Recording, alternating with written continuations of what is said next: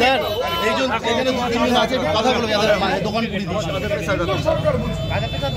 দেখুন, মানুষকে বোকা বানানো ছাড়া এদের কাজ নেই। রাজনীতিটা কারা করছে? আজকে কেন স্থানীয় মানুষরা বলছে, তাদেরকে বলা হচ্ছে যে বিএসএফ সরে গেলে তোদের দেখে নেওয়া হবে, তোদের বাপ সরে গেলে তোদের দেখে নেওয়া হবে। তো সাংসদ বিধায়করা তারা এসে গেলে কথা বলতে পারছে, তৃণমূলের প্রতিনিধি দল এসে তারা এই ধরনের কথা বলছে। আর বিএসএফ কেন কোথায় হবে না হবে, আর জমিটা তো রাজ্য সরকারের মালিক, তো জমি তো রাজ্য সরকার। বিএসএফ বর্ডার এলাকায় নিজের ক্যাম্প তৈরি করতে পারে, কিন্তু সেই জায়গাও রাজ্য সরকারের কাছ থেকে কেনা, বিএসএফ রাজ্য সরকারের কাছ থেকে নেয়া। গোটা প্রদেশে অর্থাৎ আমাদের এই পশ্চিমবঙ্গে জমির মালিক হচ্ছে রাজ্য সরকার।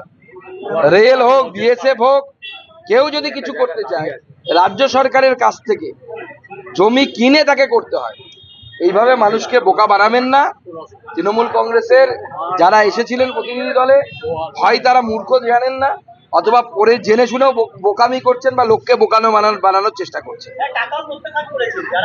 যারা বড়লালপুর চলে গিয়েছিল, যারা এখান থেকে ঘর ছাড়া বড়লালপুর চলে গেছিল, তাদেরকে ফিরিয়ে নিয়ে আসা হয়েছে, কিন্তু তাদের এখনো তো ঘরের বাসস্থানের জায়গা না, আমরা তো বরাবরই সেই কথাই বলে আসছি, আপনি ফিরিয়ে আনবেন আনুন, কিন্তু তারা থাকবেটা কোথায়, বাড়িটা কোথায়, বাড়িটা তৈরি করে দিন। সবাইকে নিয়ে আসা হয়েছে। হ্যাঁ, সবাইকে জোর করে নিয়ে আসা হয়েছে, মুখ্যমন্ত্রীর আদেশে এটা হয়েছে। আমার কাছে খবর আছে মুখ্যমন্ত্রী নবান্ন থেকে নির্দেশ দিয়েছে মালদার ডিএমকে এবং মুর্শিদাবাদের ডিএমকে কে যেন তেন প্রকারে বাই হুক অ্যান্ড ক্রুক এদেরকে ফিরিয়ে এনে নিজের বাড়িতে দিতে হবে। অথচ এদের বাড়িটাই নেই, বাড়িটা পুড়ে গেছে, না ভেঙে ফেলা হয়েছে, বাড়িটাই নেই। এটা থাকবে এটা কোথায় সেটা তো বলুন। মুখ্যমন্ত্রীর কাছে আমি এই প্রশ্নটা করতে চাই যে আপনি ফিরিয়ে আনতে বলছেন ভালো কথা, কিন্তু এনারা থাকবেন কিভাবে?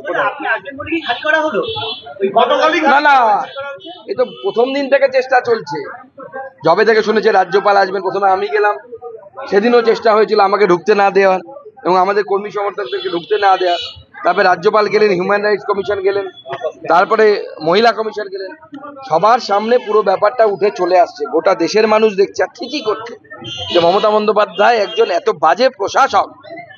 সবাই ছিচি করছে, গোটা দেশব্যাপী মানুষ ছিচি করছে।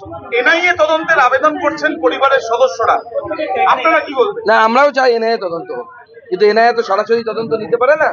এনআইএ তদন্তের জন্য কোর্টে যাওয়া হয়েছে, কোর্টে গেছে বেশ কিছু মানুষ, কোর্টের রায়ের জন্য আমরা অপেক্ষা করছি। ধন্যবাদ।